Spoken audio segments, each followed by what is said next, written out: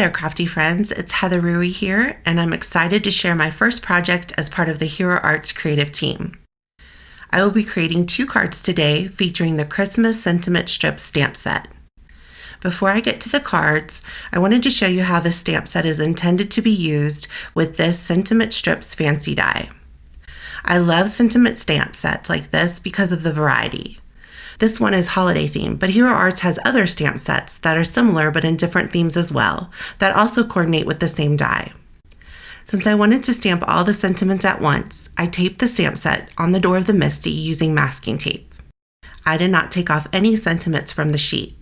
I kept the sheet as is, taping it face down on the Misty door with the stamping side facing up. I placed a white A2 size panel of Deluxe smooth white cardstock in my Misty and stamped all the sentiments at once using pitch black ink. I temporarily taped the Sentiment Strips fancy die on top of the sentiments once aligned and ran it through my die cut machine. I popped them out and now I have lots of sentiment strips ready to go for my holiday cards. I did basic black stamping, but you could use colored cardstock or even do heat embossing. I like to store these in the back of the stamp pocket that holds the sentiment set. Now let's get to today's cards that will show you how to step up the sentiment stamp set. For the first card, I started by using that Sentiment Strips die and running it through my die cut machine with masking paper. This way I can mask off the sentiment that I want to highlight. I peeled back the backing of the masking paper and laid it on top of the one sentiment that I want to highlight. I am doing this because I want that sentiment to be stamped in a different color than the background. After I inked up the stamp set using Pool Party ink, I removed the masking strip and stamped the sentiments on an A2 size panel of Deluxe smooth white cardstock. Then I used Post-it notes to mask off the area where the sentiment will be stamped. I inked up that sentiment with pale tomato ink and stamped it in the open spot. I removed the sticky notes and now I have a sentiment background with one sentiment highlighted. This is a quick and easy way to create a focal point on your card. Since the stamp set is in place, let's go ahead and do the same process for the second card, but this time we will be stamping on Peony cardstock using Taffy ink. I repeated the process and masked off the sentiment I wanted to highlight. After removing the masking strip and stamping, I added the Post-it notes and then stamped the single sentiment using pitch black ink. Here's a closer look at that finished background. Now that both backgrounds have been created, let's create the images that will go on each card.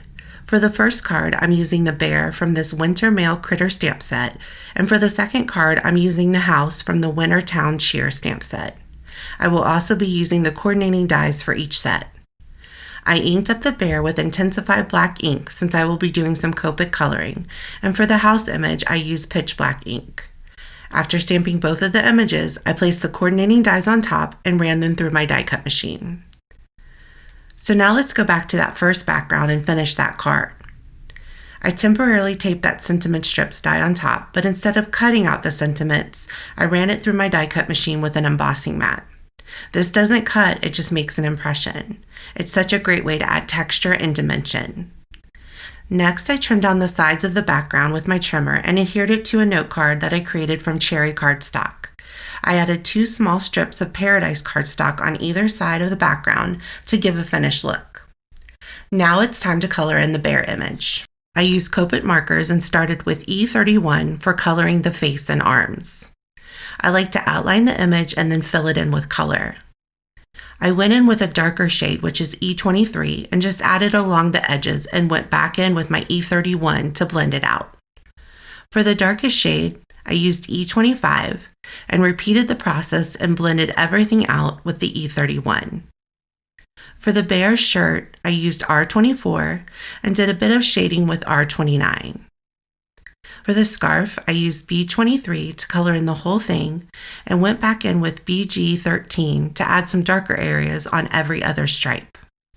I finished off the coloring by adding some W1 to the envelope. I like to outline the image but then go back in with my colorless blender and soften up those lines. After the image was colored, I added some foam tape behind it and adhered it on top of the highlighted sentiment. I finished it off by die cutting this older heart confetti die using gold glitter cardstock to create a heart embellishment. After adhering it to the envelope, I applied some crystal clear lacquer pen on top for added dimension and shine. Here's a closer look at the completed card. Now let's step this up even more and assemble the second card. I did some ink blending using the sun background stencil. After it was taped on in place, I ink blended Taffy ink through the stencil to create a focal point for my image. It will draw the eye in along with the highlighted sentiment. After cleaning off my stencil, I lined it back up and temporarily adhered it in place. I ran it through my die cut machine with the embossing mat that I used on the first card. This just makes an impression of the stencil pattern. It's hard to capture on camera, but it pops in real life and adds much more texture. I trimmed down the sides of the background just like the first card and adhered it to a note card created from pitch black cardstock. I cut down thin strips from the glitter cardstock and adhered them to the edges of the background. I adhered down the house image with bone tape and then added the smoke image on top. I used the sparkle clear lacquer pen to add some shine and shimmer to the image. I finished off the card with a few stars cut from the older stars confetti die and that same glitter cardstock. I applied a clear coat of the crystal clear lacquer pen on top. Here's a closer look at the finished card. I hope this video has inspired you to step up those sentiment stamp sets. Thank you so much for watching and spending some time here today.